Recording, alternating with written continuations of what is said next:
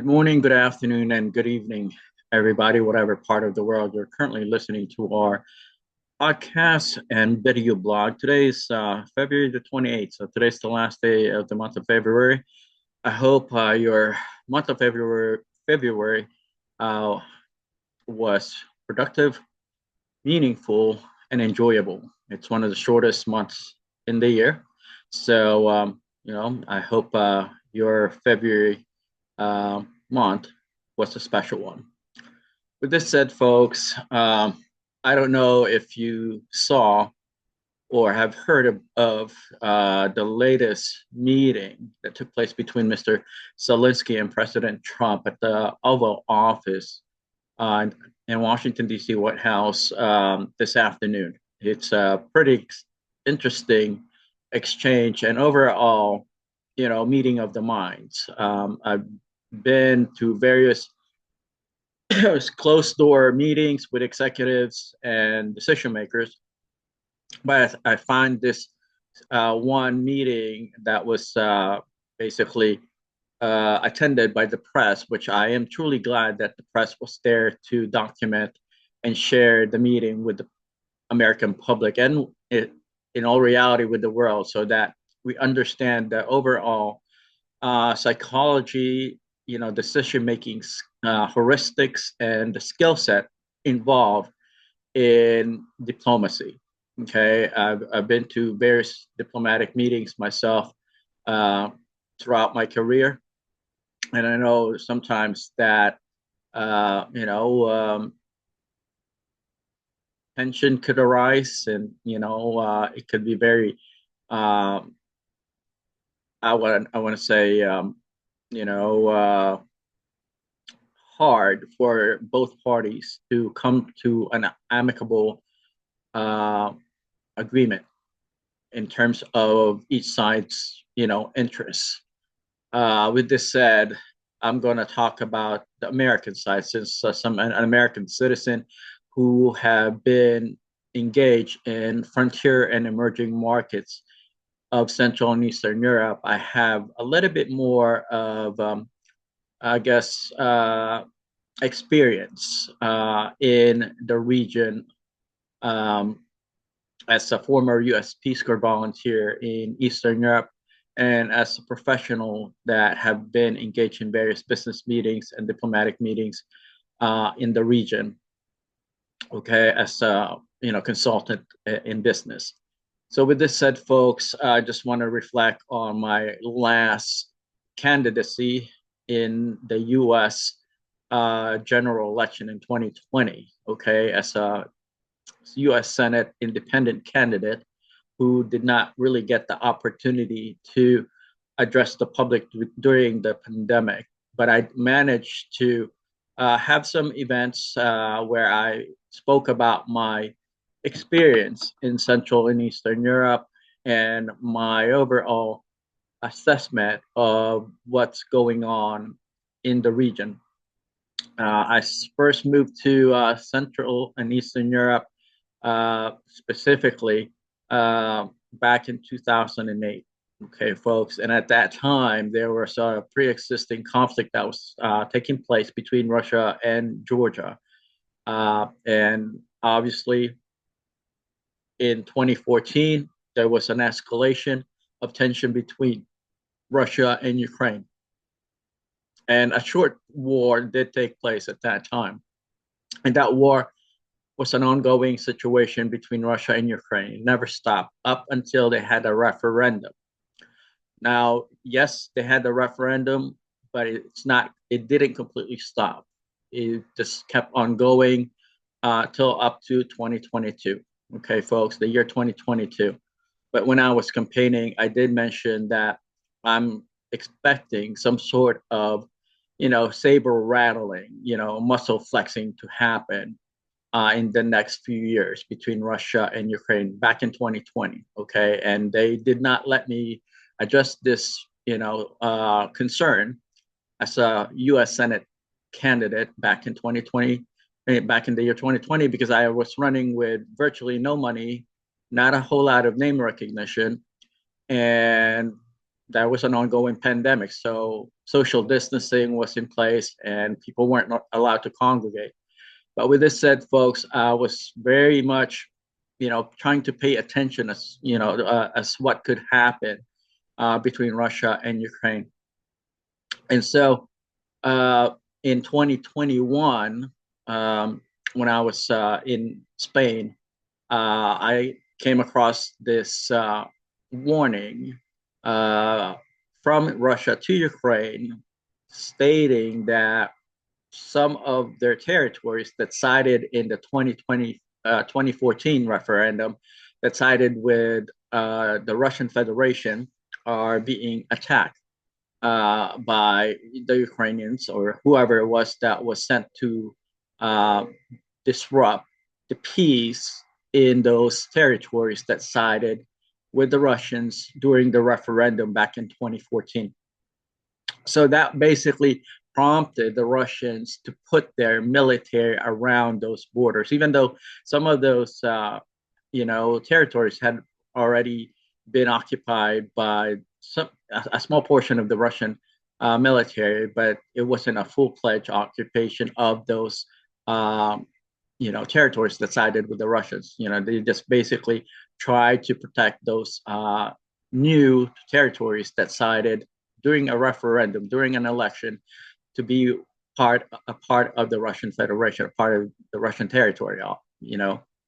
So I talked about this uh, concern while I was campaigning, but no local news stations, no national TV station, broadcasting channels, you name it, covered my campaign. Matter of fact, one withdrew after I spoke about this situation. One withdrew from, a news organization out of Charlottesville, Virginia.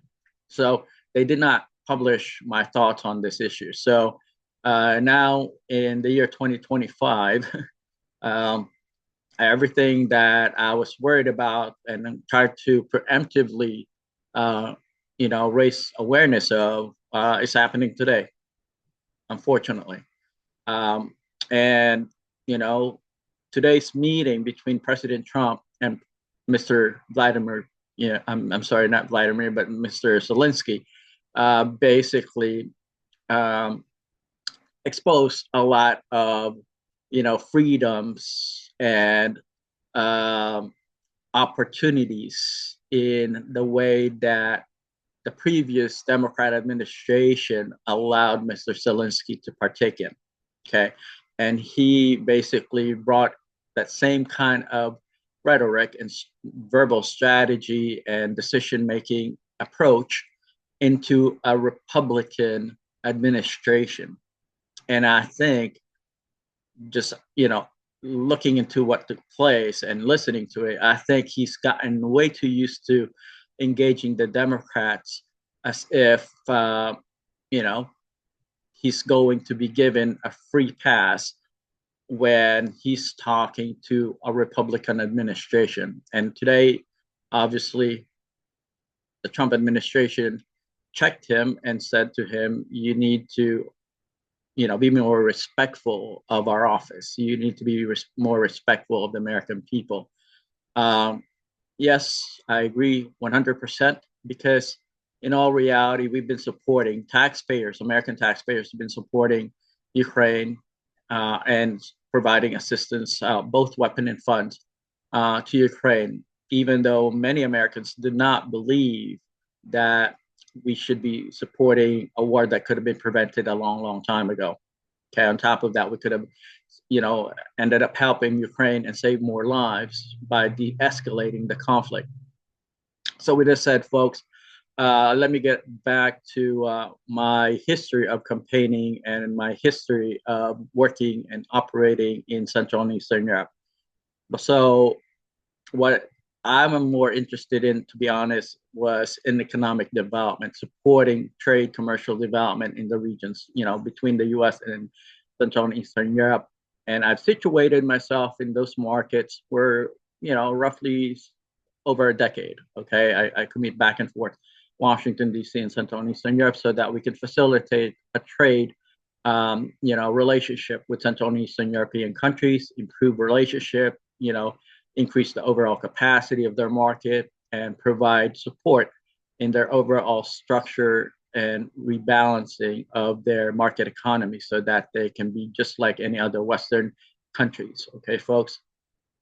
And um, that was the overall objective. Okay, when I first went to Eastern Europe, I was a part of, quasi humanitarian diplomatic mission with the U.S. Peace Corps in Romania, and I had a wonderful time in Romania. I've met many friends, and ended up increasing my overall capacity as a professional.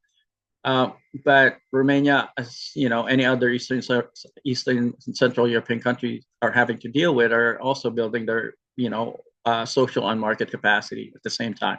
When I first landed in Romania, and I see a lot of growth and a lot of potential in Romania since then. But I think going back to my overall experience in the region, uh, they have gotten used to their way of operating because of their culture, obviously, and tradition and norms and overall capacity. So I can't really fault the Central and Eastern Europeans to operate the way that they operating, but I think now that many of these Central and Eastern European countries have access to, knowledge transfer and economic development coming from the West. I thought that, they would have at least respected this new administration, specifically Mr. Zalensky, given that he's dealing with a very different mindset of an administration.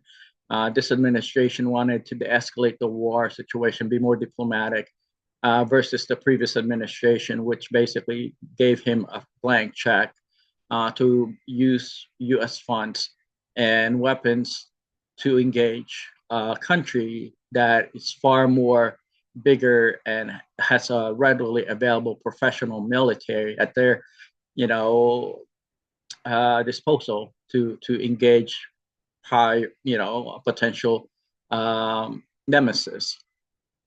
So this overall conflict, or if you even want to say headbanging that happened today, is pretty telling of the overall relationship between the Trump administration and the Ukrainian regime, in which, to me, as someone that have had experience in Central and Eastern Europe, I think this is not something that um, Ukraine and the Ukrainian population would benefit from. Okay, folks, mainly because one, they're not a NATO member country, and it's not obligatory for America to support them, provide assistance to them whatsoever. We're doing this because we thought that they would be more thankful, they would be more appreciative, and would be mindful of the sacrifices that the American people and our government is having to provide them. Did not come across that way today, unfortunately. And there's quite a bit of stuff that's been an ongoing issue between the US and Ukraine. But we basically just, let, Mr. Zelensky and his government get away with a lot of things. But obviously, the new administration is not willing to look the other way because they're looking out for the best interests of the American public. They're looking out for the best interests of the American taxpayers. Uh, and therefore, I saw Mr. Trump and Vice President J.D. Vance raise that concern in today's meeting, and I'm truly glad that they managed to, put Mr. Zelensky, in his place, check him to make sure that he understands that it's not America's responsibility or fault that Ukraine was attacked because initially there was peace in the region prior to the year 2021 when somebody from Ukraine decided to engage the referendum territories that sided with the Russians, and therefore that basically provoke and preempted the Russians to use their military capabilities to engage. So with that said, folks, my name is Mina. I'm the concept author of Face Economics, the utilization of the social media platform in economic development.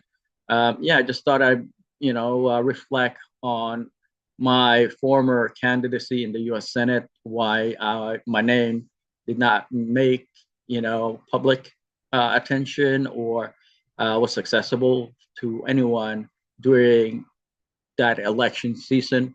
I wasn't even given the privileges to debate virtually with my opponents. Okay, even though the election, how would I put it? The election managers or the people that were supporting the overall engagement in the electoral process allowed my Republican and Democrat opponents to debate virtually.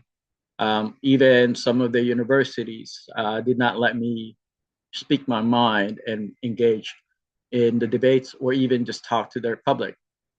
I could have shared my experience in Central and Eastern Europe. I could have shared my concerns, could have shared my ideas and solutions. But just because I'm from a minority background, from an independent, no name, basically party, or it's not even a party, you run as an independent, you're independent. So just because of that, I did not get to access the American public, which now we're having to re-educate ourselves to what really transpired in Ukraine and Eastern Europe, who's wrong and who's right, who started what. We could have educated the public a long, long time ago. Okay, folks. Had we educated the public, we would have had a much better decision-making ability to support or not support a war that could have been prevented years ago. All right, and thousands of lives would have been saved. Okay, that's what happens when you're not able to entertain new concepts, new ideas, think outside the proverbial box. That's what happens when you're stuck on stupid. That's what happens when all you care about are the things that you're familiar with to live in your comfort zone. Think, act, operate the same way you've been operating. That's what happened, folks. Is that you miss out on opportunities to improve situation, to solve problems, to be a change maker in this world. I put my name out there. I'm not a professional politician. I'm not, the best public speaker. I get that. I understand that, but I still went ahead and shared my thoughts with the public.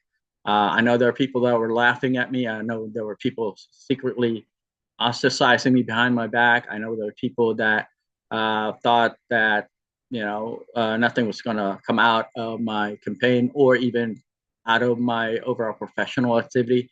But lo and behold, now we're faced with this quagmire between Russia and Ukraine. Had we educated the American public back in 2020, we could have prevented the escalation of the war in 2021. Okay, so 2021 was basically the precursor of the 2022 invasion of Ukraine. There was ample time that was provided to the Ukrainians by the Russians to de-escalate the situation at their territory. The ones that sided with the Russians during an election, a referendum. Okay, so those states that sided with the Russians, they voted to be a part of the Russian territory, and then they started getting attacked in 2021. Okay, folks.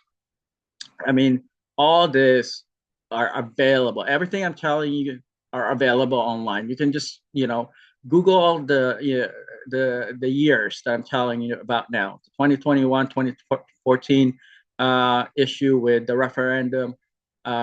They're all available online. I'm not telling you anything different. I'm just connecting the dots. I'm just letting you know how I saw things. I'm just connecting the dots and let me know if it makes sense to you or not. But so far, I think my assessment by far is the most comprehensive one. You don't hear this on CNN. You don't hear this kind of opinion from Fox News, even because they didn't go that far into 2021 warning that the Russians provided to the Ukrainians. You know, had people that are reporting, the war, or even in reporting about the overall escalation, uh, had the subject matter expertise in the region, maybe our ability to exercise good judgment and operate within the heuristics of decision making would have been much better as Americans. And again, had people covered my campaign in 2020, in the 2020 general election, when I was talking about my experience in the region and certain conflict that I see might manifest itself in the horizon in the future, had they given me that opportunity to share my thoughts back then, maybe things would have been a little bit different.